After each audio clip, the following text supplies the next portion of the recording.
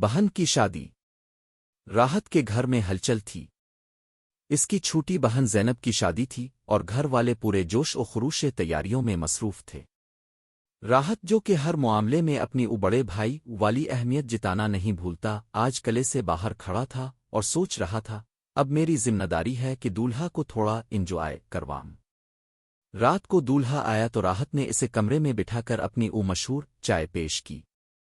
چائے کا پہلا گھونٹ ہی دولہے کے چہرے کے رنگ اڑا دیا۔ بھائی صاحب یہ چائے ہے ازہر؟ دولہے نے کھانس کر پوچھا۔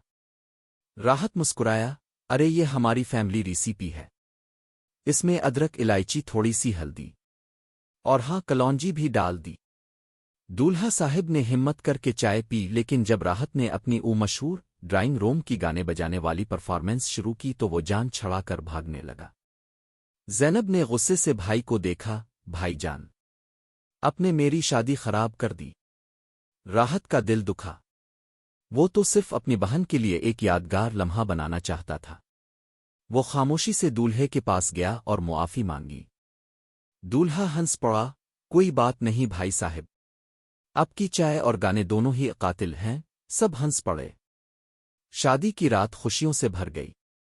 راحت نے اپنی بہن کو الوداع کہتے ہوئے آنکھیں نم کر لیں۔ زینب نے کہا، بھائی جان اب چاہے جتنے بھی مذاق باز ہوں میرے لیے سب سے پیارے ہو۔